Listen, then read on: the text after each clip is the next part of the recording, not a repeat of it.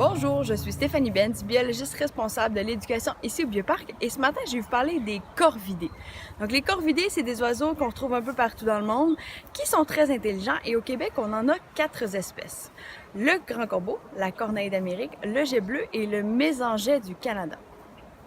Le mésanget du Canada est l'emblème aviaire du Canada depuis 2017, donc c'est tout récent et c'est un oiseau qu'on retrouve à la grandeur du Canada.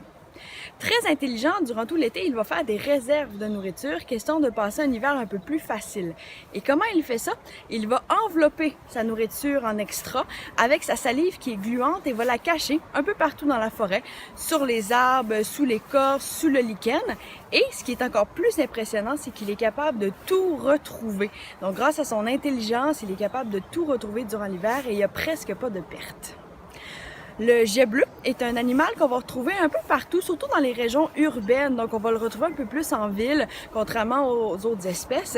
Et le jet bleu, ce que la plupart des gens ne savent pas, c'est qu'il est un excellent imitateur. C'est-à-dire qu'il va faire ses sons à lui, mais il est capable d'imiter d'autres oiseaux. Et ici au Bioparc, on en a un qui s'appelle Blue Jay. Et Blue Jay est capable d'imiter le canard. Donc, il fait des coins-coins une fois de temps en temps à travers ses sons à lui. La corneille d'Amérique, un autre corvidé, on va l'observer en grand groupe. Donc c'est comme ça généralement qu'on va être capable de différencier la corneille du corbeau. La corneille est plus petite mais va être en groupe. Durant l'hiver, elle va se retrouver avec d'autres corneilles dans des endroits pour se reposer et ils peuvent être jusqu'à 2 millions d'individus au même endroit.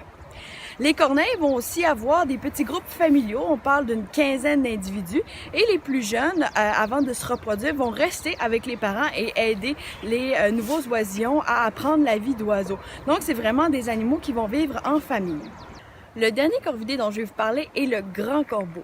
Le grand corbeau, on le reconnaît par sa grande taille, c'est d'ailleurs un des plus grands corvidés au monde, mais aussi par son long bec crochu qui lui permet de déchiqueter la chair des carcasses dont il va se nourrir. Il est donc très important puisqu'il fait comme ça un ménage dans la nature.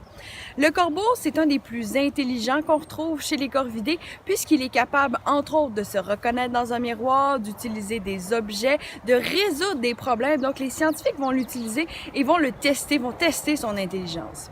C'est un animal qui a aussi la capacité, comme le jet bleu, d'imiter les sons d'autres oiseaux. Et ce qui est d'autant plus impressionnant, c'est qu'il est même capable d'imiter la voix humaine. D'ailleurs, ici au Bioparc, on a Porto, le grand corbeau. Et Porto, lui, a été élevé par une humaine, justement. Il est arrivé oisillon ici.